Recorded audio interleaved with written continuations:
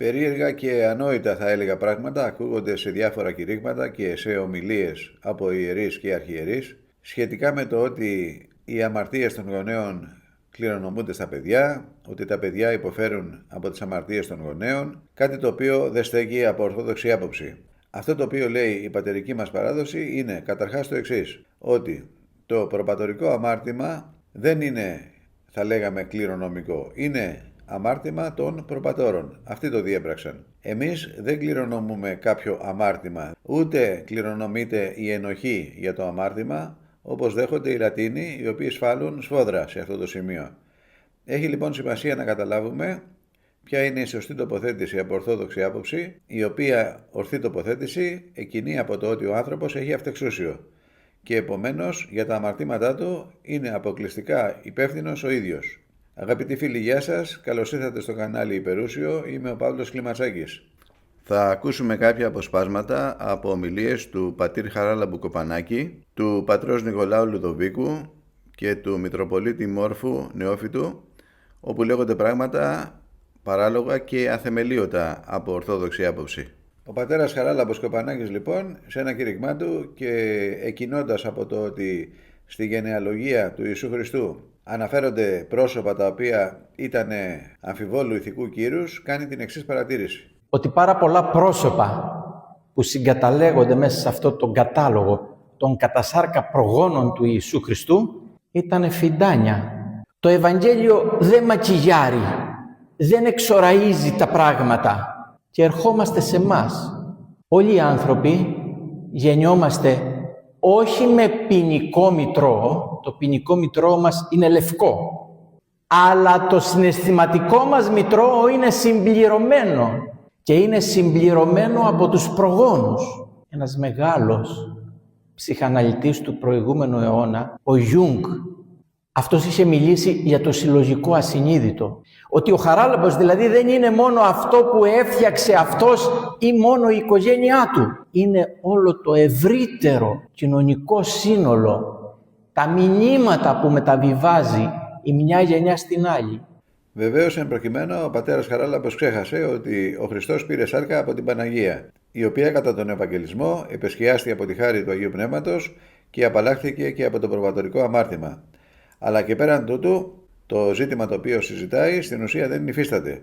Ο Χριστός δεν ακολουθεί δηλαδή την φυσική συνέχεια των ανθρώπων, διότι αυτή η φυσική συνέχεια διακόπτεται από το ότι η σύλληψή του έγινε από την Παρθένο Μαρία μέσω του Αγίου Πνεύματος. Δεν έχει επομένως ο Χριστός τη φυσική κληρονομικότητα των ανθρώπων. Αλλά και οποιοσδήποτε άλλος άνθρωπος, ο οποίος έχει τη φυσική κληρονομικότητα των ανθρώπων, κληρονομεί τις συνέπειες του προπατορικού αμαρτήματος και όχι κάποια ενοχή, και αυτός δεν θα παρεινότανε από τις αμαρτίες των προγόνων του.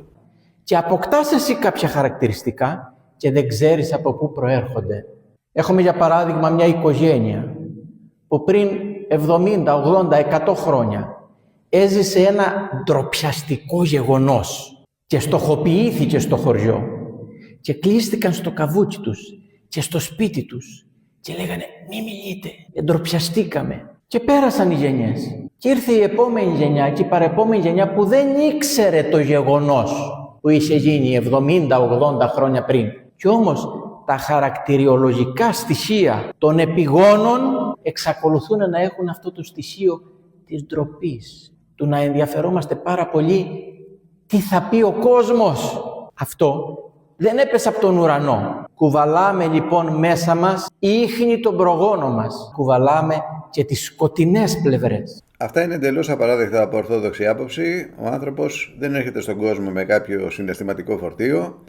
Δεν υπάρχει καμία πατερική διδασκαλία που να μας λέει κάτι τέτοιο. Δεν μεταβιβάζεται δηλαδή στον άνθρωπο που γεννιέται το συναισθηματικό φορτίο άλλων ανθρώπων. Πολύ δε περισσότερο δεν μεταβιβάζεται και η αμαρτωλότητά τους. Αυτό που λέει για το συλλογικό ασυνείδητο του Καρόλου Γιούγκ, καταρχάς δεν είναι αυτό το συλλογικό ασυνείδητο στο οποίο αναφέρεται ο Κάρολος Γιούγκ, έχει να κάνει με τα λεγόμενα αρχέτυπα, τα οποία από ορθόδοξη άποψη, ωστόσο, είναι παντελώς απαράδεκτα. Δηλαδή, η ψυχαναλυτική θεωρία δεν έχει καμία σημασία για την ορθόδοξη θεολογία. Αλλά, εν πάση περιπτώσει, η Ορθοδοξία δεν θεωρεί ότι οι άνθρωποι έρχονται στον κόσμο βεβαρημένοι με κάποιο συλλογικό ασυνείδητο, το οποίο εκδηλώνεται μέσω κάποιων αρχετύπων.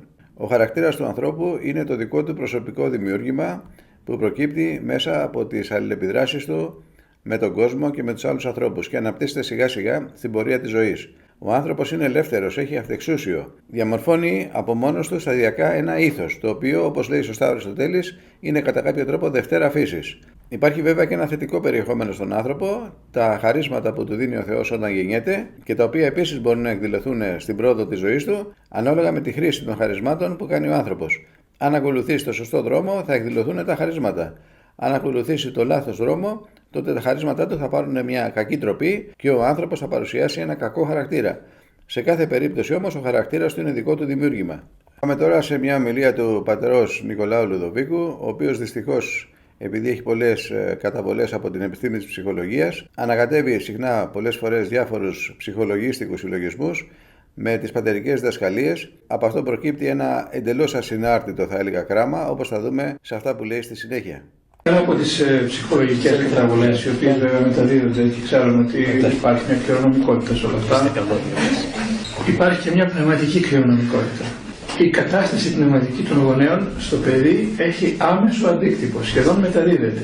Αμέσως ο πατέρας Νικόλαος λέει δύο πράγματα που είναι εντελώς εσφαλμένα. Πρώτον, ότι εκτός από τις ψυχολογικές ή ψυχικές καταβολές, όποιες και αν είναι αυτές, ας υποθέσουμε ότι αφορούν κάποιες πλευρές της ιδιοσυγκρασίας του ανθρώπου. Λέει λοιπόν ο πατέρας Νικόλαος ότι εκτός από τις ψυχικές καταβολές υπάρχουν και πνευματικές καταβολές και ότι κληρονομείται η πνευματική κατάσταση των γονέων. Το οποίο το αναιρεί βεβαίως αμέσως μετά λέγοντας: Πράγματι υπάρχει πρόνοια του Θεού μερικές φορές που είναι. Ναι, αλλά και πάλι ο Θεός για να δράσει, λένε οι πατέρες, χρειάζεται κάποια αιτία.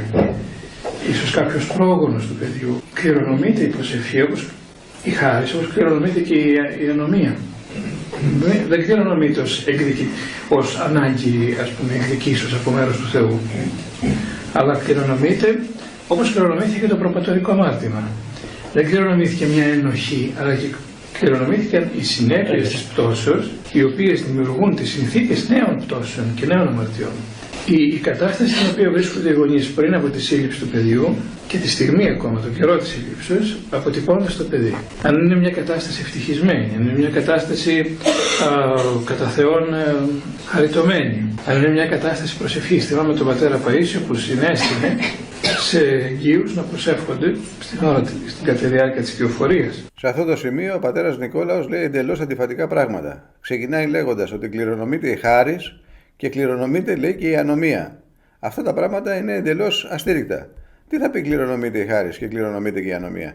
Δηλαδή, αν ο πατέρας μου και η μητέρα μου ήταν άγιοι άνθρωποι, εγώ θα γίνω επίσης άγιος άνθρωπος? Στη συνέχεια λέει κάτι σωστό, ότι το προπατορικό αμάρτημα δεν πρέπει να νοηθεί ως κάτι το οποίο μας κληρονομεί μία ενοχή, αλλά ότι απλά δημιουργεί κάποιες συνθήκες μέσα στις οποίες ζούμε. Οι πατέρες το ξεκαθαρίζουν αυτό το πράγμα. Λένε ότι εξαιτίας του προπατορικού αμαρτήματος ήρθε ο θάνατος στον κόσμο. Η ανθρωπότητα ζει σε μια άλλη κατάσταση διαφορετική από αυτή που είχε όταν ήταν στον παράδεισο. Και ζει σε έναν κόσμο στον οποίο κυριαρχεί η φθορά, τα βάσανα και οι δοκιμασίες. Όλα αυτά δημιουργούν μια προεργασία προς το καλό, η οποία εμφανίζεται και η οποία θα συνοδεύει το παιδί εφόρο ζωής, όπως θα συνοδεύει εφόρο ζωής το παιδί μια κακή κυοφορία. Η κακή εννεάμηνος κοίηση είναι σε θέση να συνοδεύει, όχι πάντοτε, αλλά πολλές φορές το παιδί εφόρο ζωής. Να αποκτήσει μια ανασφάλεια, η οποία θα είναι έδρα, τώρα μιλάω ως ψυχολόγος καθαρά, έδρα ψυχώσεων ή νευρώσεων ή προβλημάτων του χαρακτήρα από τη θεμελιώδη ανασφάλεια που θα απορρέει από το γεγονός π.χ. ότι η μητέρα του δεν το θέλει. Αυτό είναι κάτι που μπορεί να υποθεί, δηλαδή ότι κατά τη διάρκεια της κοίησεως η κατάσταση στην οποία βρίσκεται η μητέρα επηρεάζει την ψυχολογία του παιδιού. Δεν μπορούμε να πηγαίνουμε παραπέρα και να λέμε πράγματα τα οποία δεν στέκουν.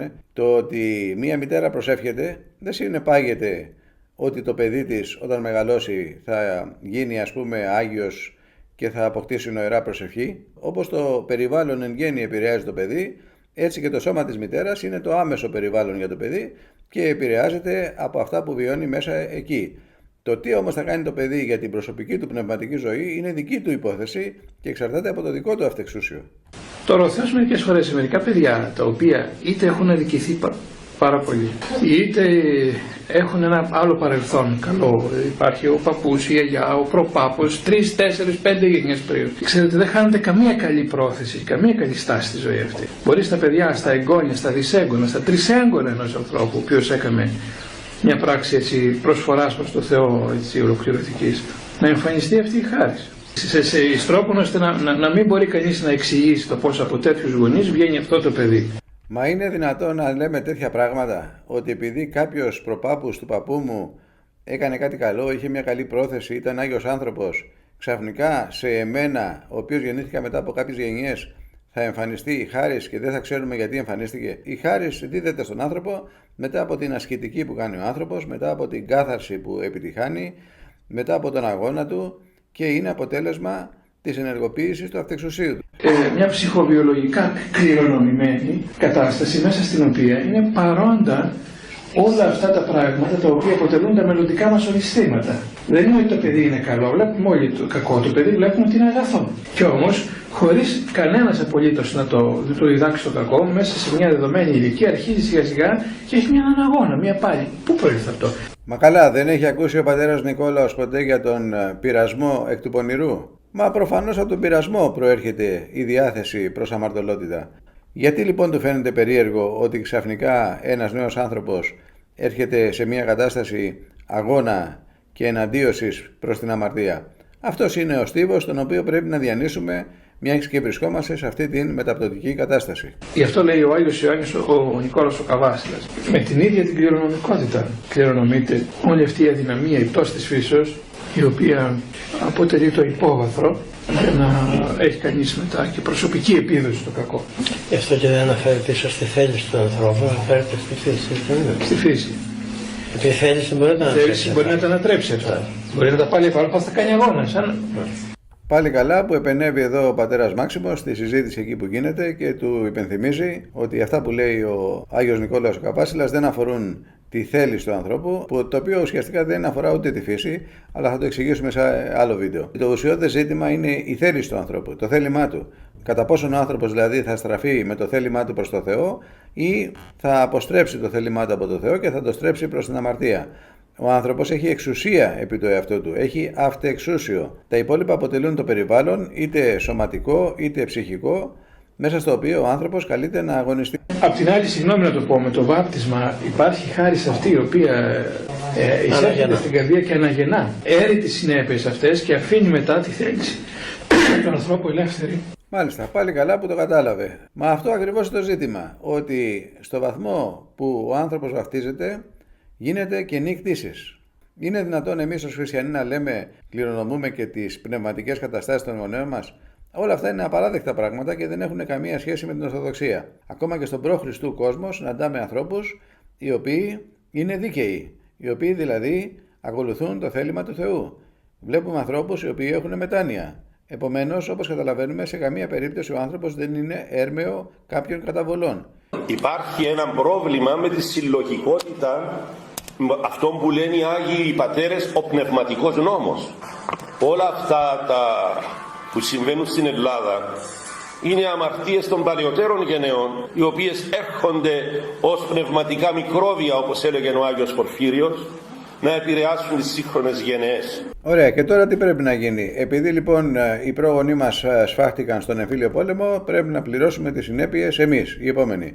Δεν στέκουν αυτά τα πράγματα, δεν εννοούν αυτό το πράγμα οι Άγιοι όταν μιλάνε για πνευματικό νόμο.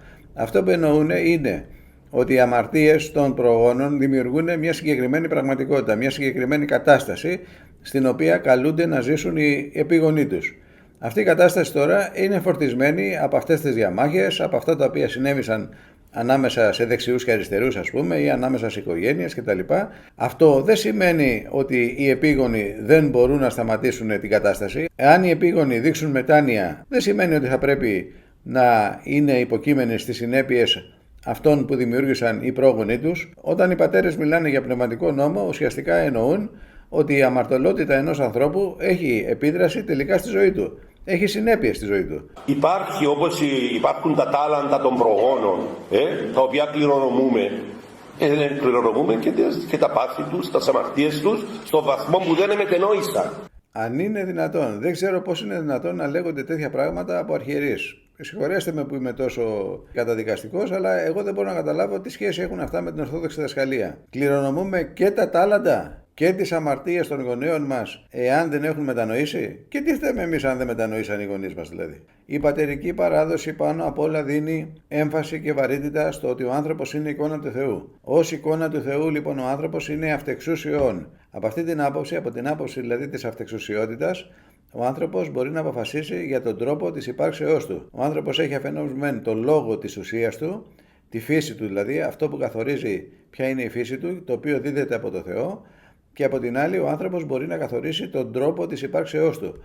Αν δηλαδή θα ζήσει κατά φύσιν και με στόχο να φτάσει στο υπερφύσιν, ή θα ζήσει παραφύσιν. Ο άνθρωπος καλείται σε μετάνοια και στο να επιστρέψει στο καταφύσιν, για να γυρίσει σε αυτόν η χάρις του Θεού και αν μπορέσει να τα καταφέρει να φτάσει τελικά και στο υπερφύσιν. Εμείς οι χριστιανοί μάλιστα, εξαιτίας της δυνατότητας που έχουμε να συμμετέχουμε στα μυστήρια της Εκκλησίας, ήδη βρισκόμαστε κάπως και στο υπερφύσιν και δυστυχώς δεν μπορούμε να το δούμε εξαιτίας της αμαρτωλότητάς μας. Θέλω λοιπόν να καταλήξω λέγοντας ότι δυστυχώς πολλά κηρύγματα και πολλές ομιλίες περιέχουν απόψεις και ιδέες οι οποίες δεν βοηθούν τον άνθρωπο στην πνευματική του ζωή. Ότι από εμάς εξαρτάται αν θα οδηγηθούμε σε μετάνοια ή όχι. Ο Θεός σίγουρα θα μας βοηθήσει να φτάσουμε σε μετάνοια, γιατί ο Θεός πάνω απ' όλα θέλει να σωθούν όλοι οι άνθρωποι. Να μην ασχολούμαστε με τις καταβολές μας, να μην ασχολούμαστε με τις αμαρτίες των γονέων μας, να μην αφήνουμε όλα αυτά να δημιουργούν πάνω μας ένα βάρος, αλλά να κινούμεθα ελεύθερα από τέτοιου τύπου υποτιθέμενες επιδράσεις, να μην κολλάμε σε αυτά με τα οποία μας βαρύνει το περιβάλλον, αλλά να προχωρούμε με στόχο να καθαρίσουμε την ψυχή μας και να απελευθερωθούμε από κάθε τύπου επιδράσεις. Ευχαριστώ που με ακούσατε και σήμερα, θα τα ξαναπούμε σύντομα. Γεια σας.